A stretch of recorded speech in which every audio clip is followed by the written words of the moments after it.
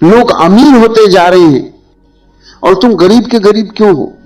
देखना जरा ईमानदारी से, गली में, गांव में, कस्बे में, हर जगह तुम्हें एक सा दृश्य दिखेगा। सुबह सबसे पहले जो आदमी खेत में, मजदूरी में, दुकान पर, रिक्शे पर, दफ्तर के बाहर हाजिरी लगाने खड़ा होता है, वही शाम को सबसे थका हुआ लौटता है और उसके घर में सबसे कम रोटी, सबसे ज्यादा चिंता होती है। और जो आदमी इतना पसीना नहीं बहाता, जो हर वक्त हांफता नहीं, जो थोड़ा चुप बैठकर देखता है, सोचता है, योजना बनाता है, धीरे धीरे उसके पास जमीन बढ़ती जाती है, दुकानें बढ़ती जाती हैं, नाम बढ़ता जाता है, तुम्हारे भीतर कसक उठती है। मेहनत तो हम ज्यादा करते हैं, फिर अमीर ये क्यों हो रहे?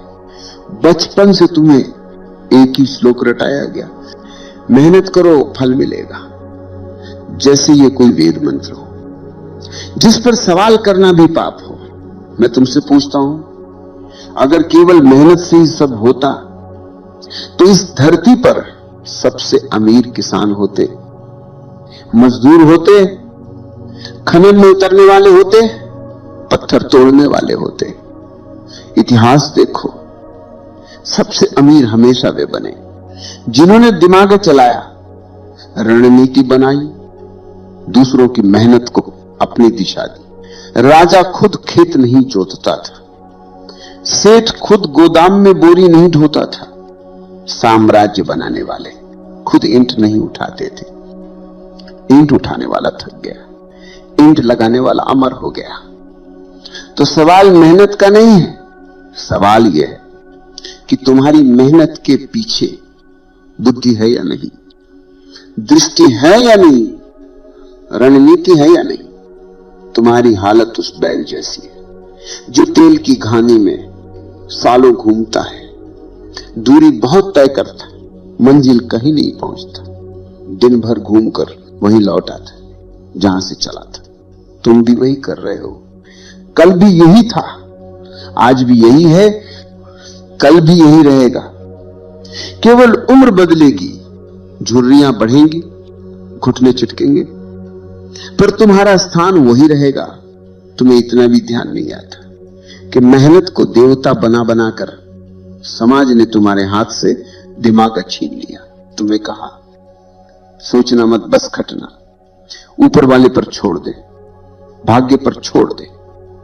और ऊपर से सब उदाहरण यही दिए गए। देख वो किसान कितना मेहनती है, देख वो मजदूर कितना ईमानदार है। किसी ने ये नहीं दिखाया कि उसी मेहनती किसान की जमीन किसी चालाक सेठ ने कागज के 2 पन्नों पर कैसे खरीद ली।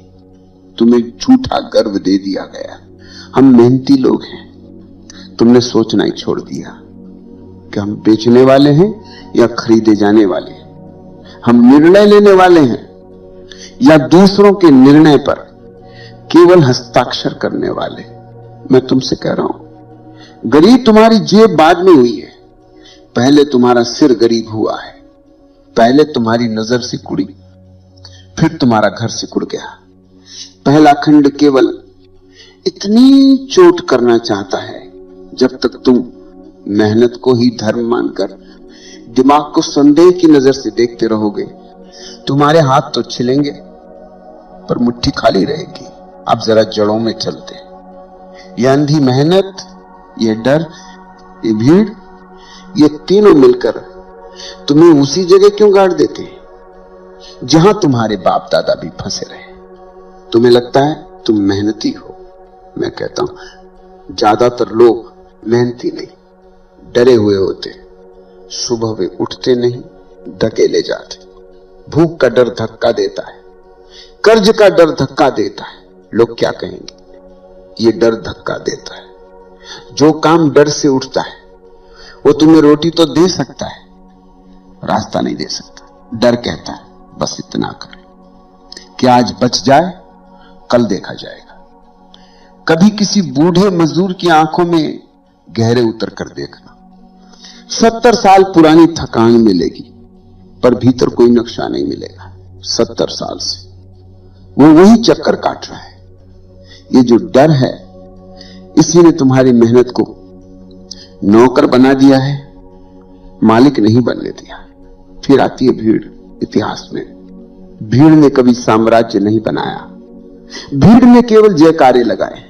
निर्णय हमेशा कुछ जागे हुए दिमागों ने लिए, हजारों हाथों ने बाद में उन्हें निभाया।